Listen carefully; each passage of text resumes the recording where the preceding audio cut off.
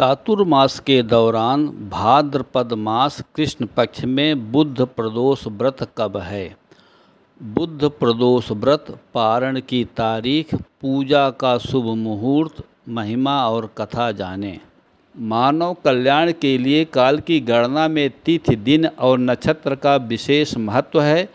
इनके और मानव के हर अंग के देवता भी अलग अलग होते हैं। वेदों और शास्त्रों में तिथि, दिन और नक्षत्र योग अनुसार देवी देवताओं की विशिष्ट पूजा आराधना का समय बताया गया है। प्रत्येक माह के कृष्ण शुक्ल दोनों पक्षों की एकादशी और द्वादशी तिथि मानव के क्रमशः मन और बुद्धि को प्रदर्शित करती है और ये दोनों तिथियां भगवान विष्णु के अधीनस्थ होती हैं।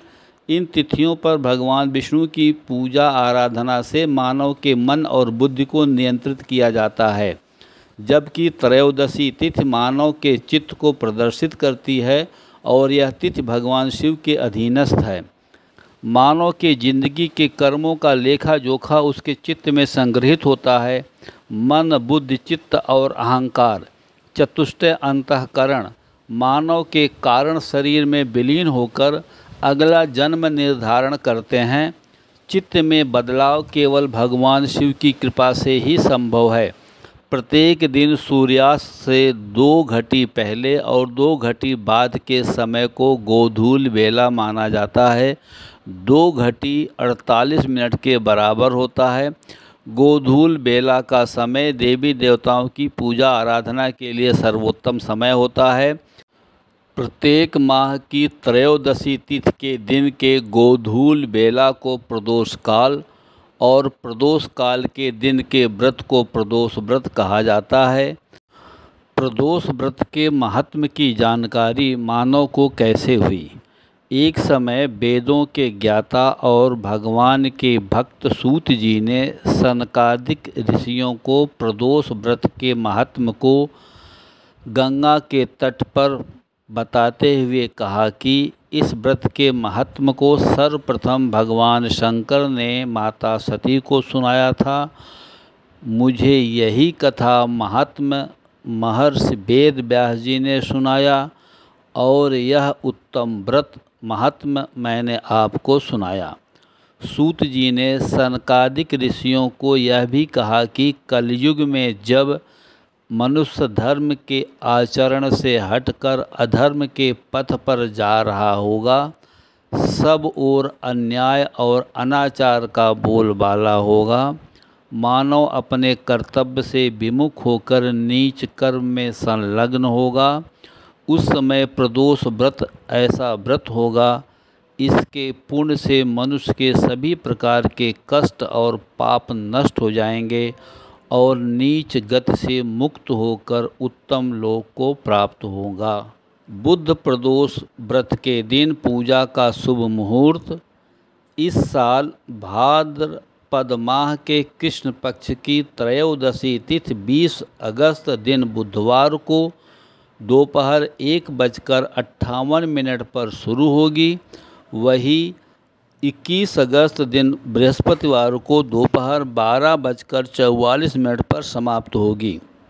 त्रयोदशी प्रदोष काल बुधवार को पड़ने के कारण बुद्ध प्रदोष व्रत के नाम से 20 अगस्त को मनाया जाएगा।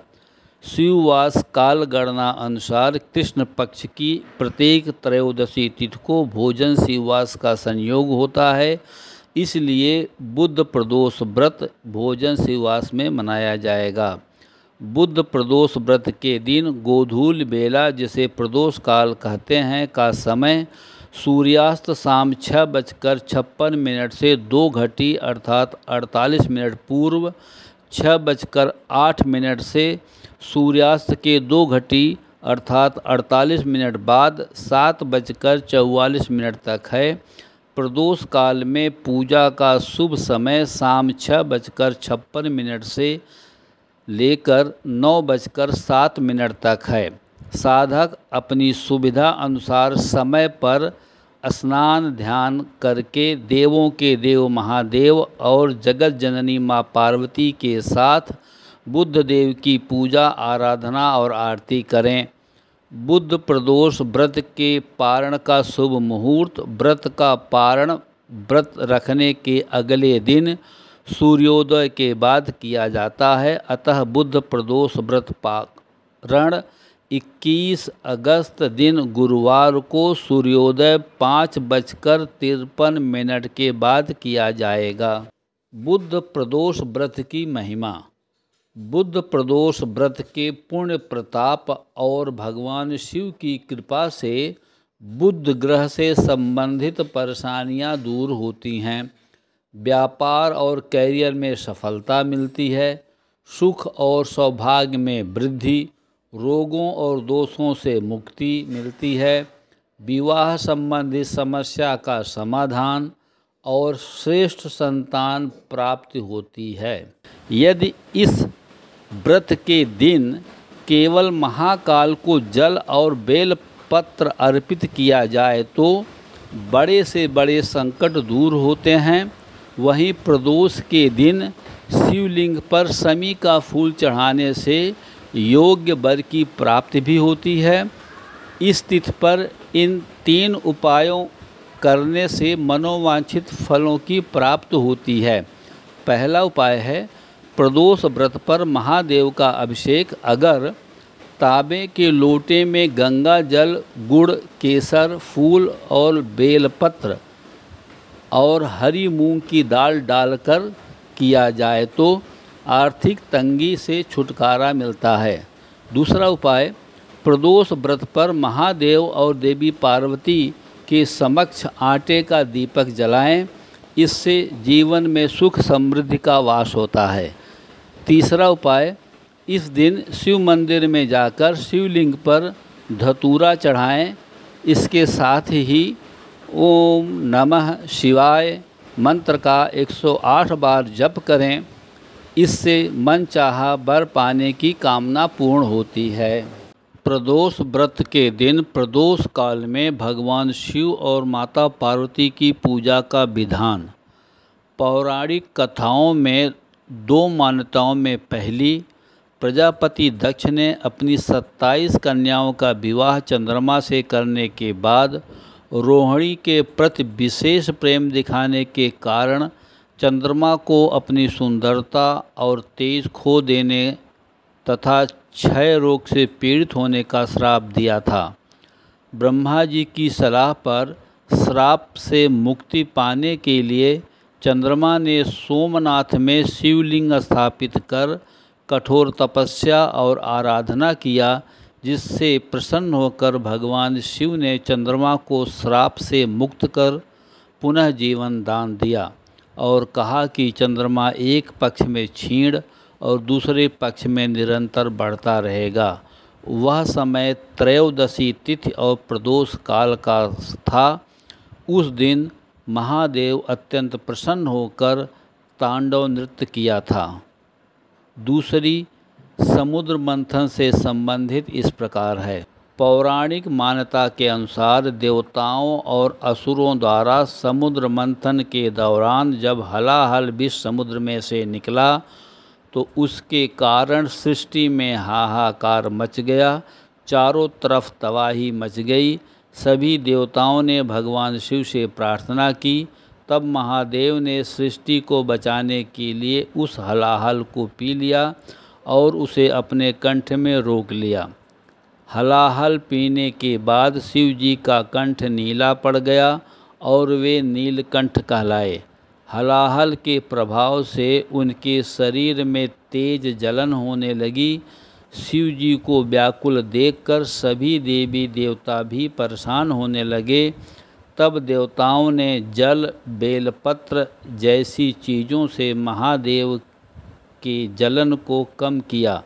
जब महादेव की जलन शांत हुई तब सभी देवी देवताओं ने उनकी पूजा आराधना किया। जिस दिन यह घटना घटी उस दिन त्रयोदशी तिथि और प्रदोष काल था। उस दिन महादेव अत्यंत प्रसन्नता के कारण तांडव नृत्य किया था। तब से त्रयोदशी तिथि और प्रदोष काल भगवान शिव को प्रिय हो गए और इस दिन महादेव की पूजा और व्रत का चलन शुरू हो गया और प्रदोष काल में पूजा किए जाने के कारण इस व्रत को प्रदोष व्रत के नाम से जाना जाने लगा तथा भोलेनाथ के निमित्त व्रत रखने का विधान हो गया। धार्मिक मान्यता है कि प्रदोष के समय महादेव कैलाश पर्वत के रजत भवन में नृत्य करते हैं और सभी देवी देवता उनके गुणों का स्तवन करते हैं। बुद्ध प्रदोष व्रत कथा। पौराणिक कथा के अनुसार एक पुरुष का नया विवाह हुआ। विवाह के 2 दिन बाद उसकी पत्नी मायके चली गई। कुछ दिनों के बाद वह नवविवाहित पुरुष अपनी पत्नी को लेने उसके घर गया। बुधवार को जब वह अपनी पत्नी को विदा कराकर पत्नी के साथ अपने घर लौटने लगा तो ससुराल पक्ष ने उसे रोकने का प्रयत्न किया कि विदाई के लिए बुधवार का दिन शुभ नहीं होता है, लेकिन वह नहीं माना और विवश होकर सास ससुर ने अपनी जमाई और पुत्री को भारी मन से विदा कर दिया। नगर के बाहर पहुंचने पर पत्नी को प्यास लगी।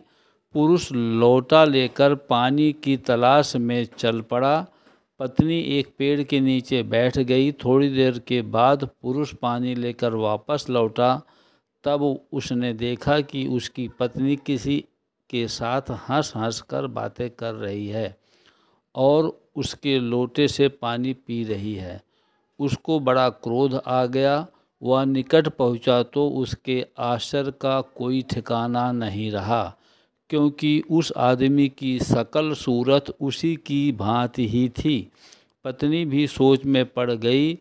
दोनों पुरुष झगड़ने लगे। धीरे धीरे वहाँ काफ़ी भीड़ एकत्रित हो गई और सिपाही भी आ गए। हम सकल आदमियों को देख वे भी आश्चर्य में पड़ गए। उन्होंने स्त्री से पूछा, उसका पति कौन है? वह किंग कर्तव्य विमूढ़ हो गई। तब वह पुरुष भगवान शिव शंकर से प्रार्थना करने लगा, हे महादेव, हे भगवान शिव शंकर, हमारी रक्षा करें। मुझसे बड़ी भूल हुई है कि मैंने सास ससुर की बात नहीं मानी और बुधवार को पत्नी को विदा करा लिया। मैं भविष्य में ऐसा कदापि नहीं करूँगा। जैसे ही उसकी प्रार्थना पूरी हुई, दूसरा पुरुष अंतर्ध्यान हो गया। पति पत्नी सकुशल अपने घर पहुँच गए। उस दिन के बाद से पति पत्नी नियम पूर्वक बुद्ध त्रयोदशी प्रदोष का व्रत रखने लगे। अतः बुद्ध त्रयोदशी व्रत हर मनुष्य को करना चाहिए। प्रिय दोस्तों, नमस्कार। मुझे आशा है कि मेरी यह लेटेस्ट पब्लिश्ड वीडियो आप सबको बहुत पसंद आई है। अतः घर में बैठकर इस वीडियो का आनंद लेने के बाद मेरे प्रयास को काइंडली लाइक और कमेंट्स करें तथा अपने नियरेस्ट एंड डियरेस्ट को शेयर करें।